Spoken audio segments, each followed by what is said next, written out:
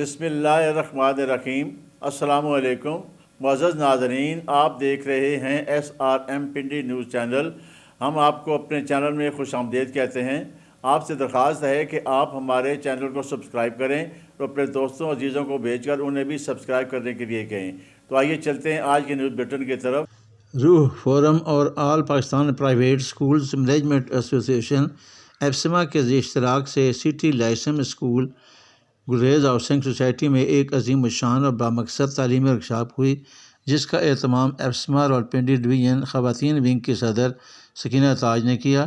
Workshop میں ایپسما شمالی پنجاب کے صدر ابرار احمد خان، ڈسٹرکٹ راولپنڈی کے سینئر نائب صدر عادل علی شاہ، راولپنڈی ڈویژن کی سینئر وائس پریزیڈنٹ مسز لبنہ رشید سمیت دیگر اہم شخصیات اور اسکول مالکان اور اساتذہ نے بھرپور شرکت کی۔ روح فورم کے سرپرست اعلیٰ کرنل ریٹائرڈ مرتضیٰ علی شاہ نے شرکاء کو ورکشاپ کے اغراض و مقاصد سے آگاہ کرتے ہوئے کہا کہ اساتذہ پر بھاری ذمہ داری عائد ہوتی ہے کہ وہ نوجوان نسل کے اذہان و قلوب کو فکر اقبال کی روشنی سے منور کریں اور انہیں قرآن مجید اور صاحب قرآن صلی اللہ علیہ وآلہ وسلم سے مضبوط تعلق قائم کرنے کی ترغیب دیں۔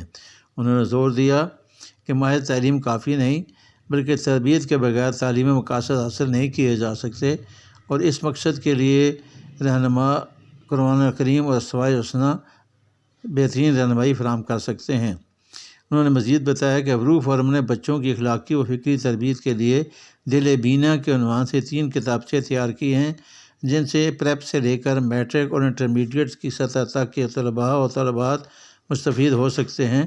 ان کتابچوں میں قرآن و حدیث اور علامہ اقبال کے اشعار کو نہایت آسان اور دلچسپ انداز میں پیش کیا گیا ہے، جس کے ذریعے بچوں میں سیکھنے کا شوق پیدا ہوتا ہے، جبکہ اساتذہ اور والدین بھی اس عمل سے فائدہ اٹھاتے ہیں۔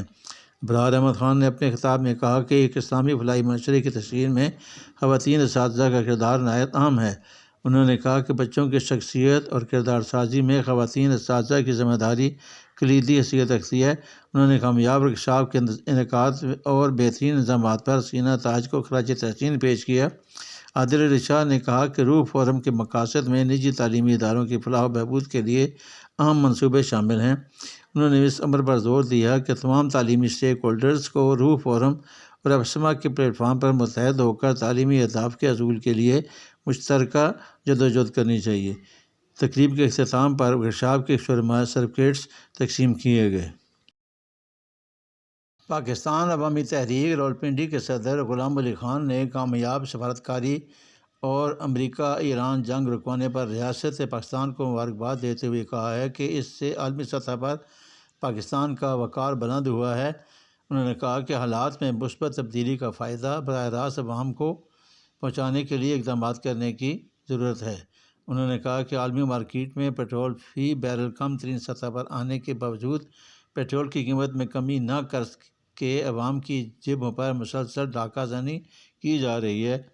گزشتہ روز منہاج القرآن ایشین کونسل کے صدر چودھری جمیل سے گفتگو کر رہے تھے۔ انہوں نے منہاج القرآن ایشین کونسل کے صدر چودھری جمیل کو اپنی رہائش گاہ پر آمد آنے کا شکریہ ادا کیا، جس پر اس موقع پر آرگنائزر شمالی پنجاب ملک طاہر جاوید، عوامی تحریک گجر خان کے رہنما ادریس زعفران اور دیگر بھی ان کے ہمراہ موجود تھے۔ غلام علی خان نے کہا کہ پاکستان اس وقت نیا دنیا بھر کی نگاہوں اور گفتگو کا مرکز بن چکا ہے، جس کا فائدہ براہ راست عوام تک پہنچانے کے لیے سب سے پہلے پیٹرول کی قیمت کو عالمی منڈی کے مطابق کیا جائے اور ملک کی داخلی صورتحال کو بھی بہتر بنانے کے لیے اقدامات اٹھائے جائیں۔ انہوں نے چودھری جمیل کی منہاج القرآن انٹرنیشنل کوریا اور ایشین کونسل کے لیے کی جانے والی خدمات پر ان کو اور ان کی پوری ٹیم کو مبارکباد پیش کی۔ منہاج ویلفیئر فاؤنڈیشن ڈنمارک کے صدر سبقت ریاض نے کہا ہے کہ بیرون ممالک آباد پاکستان سے بے پناہ محبت کرتے اور یہاں غربت، مہنگائی اور انسانی حقوق کی خلاف ورزیاں دیکھ کر بہت دکھی ہوتے ہیں۔ ان کی بھرپور کوشش ہوتی ہے کہ وہ اپنے ہموطنوں کے کام آ سکیں۔ دنیا بھر میں موجود ہماری تنظیمات انسانیت کی خدمت میں مصروف ہیں۔ اس سال ڈنمارک کی منہاج ویلفیئر فاؤنڈیشن نے جو زکوٰۃ جمع کی وہ پاکستان میں بے روزگار افراد کو روزگار دینے پر خرچ کی جا رہی ہے۔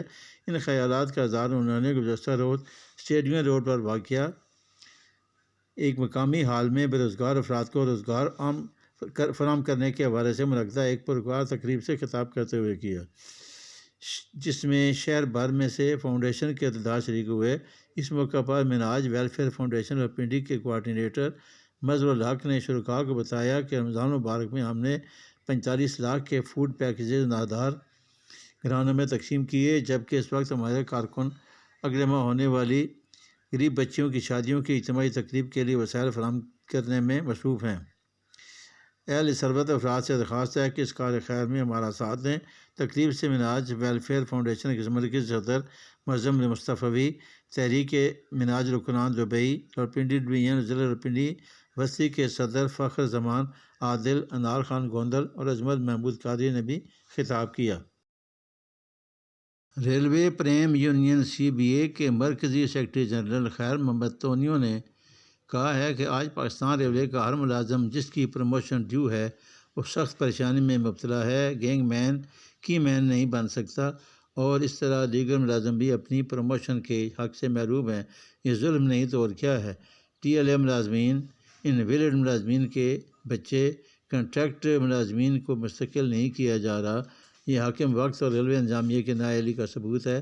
ہم وزیر اعظم پاکستان سے مطالبہ کرتے ہیں کہ جس طرح آپ نے PM پیکج کے ملازمین کو مستقل کر کے لوگوں کی دعائیں لی ہیں، اسی طرح ان ملازمین کو بھی مستقل کریں اور ان کی دعائیں لیں۔ اللہ تعالیٰ پاکستان کا حامی و ناصر ہو۔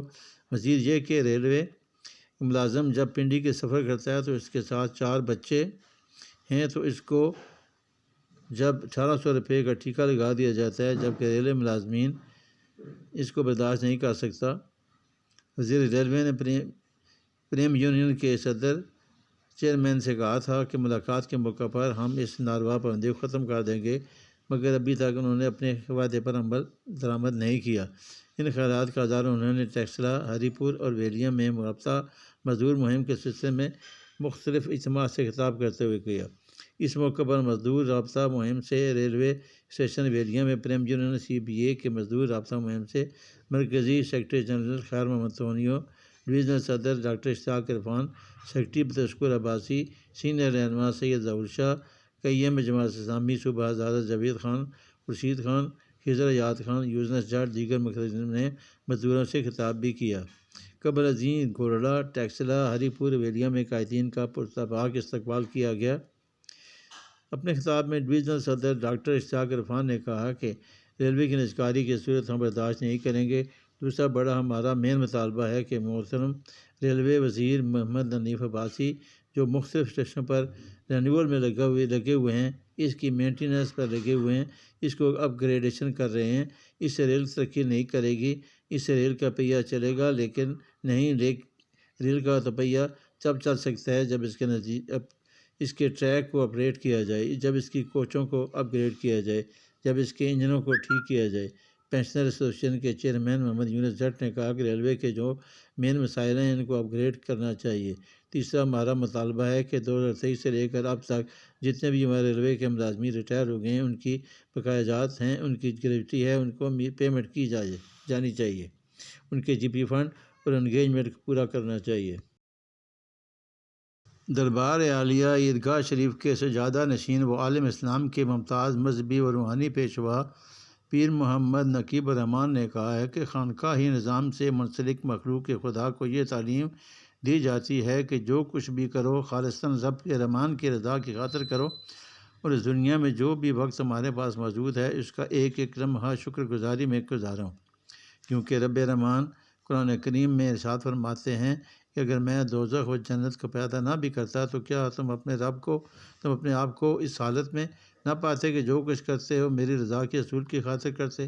یہی قرآنی تعلیمات ہماری بہترین تعلیم و تربیت کا سامان مہیا کرتی ہیں، جن سے مزین ہو کر ہم اپنی دنیوی اور اخروی زندگی سنوار سکتے ہیں اور اپنی تخلیق کے مقصد کو سمجھ سکتے ہیں۔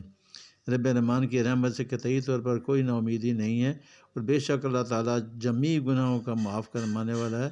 یہی نورانی تعلیمات سے مخلوق کے خدا تک پہنچانا، یاد کروانا، ان کا تزکیہ اور تربیت کرنا خانقاہ نظام کا خاصہ ہے۔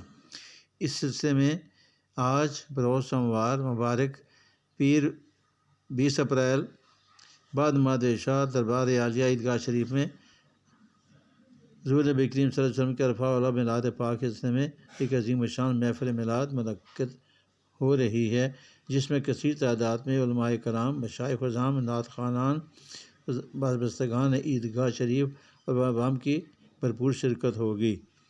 ان خیالات کا اظہار انہوں نے گزشتہ روز عیدگاہ شریف میں منعقد ہفتہ وار درس حدیث پاک کی محفل سے خطاب کے دوران کیا۔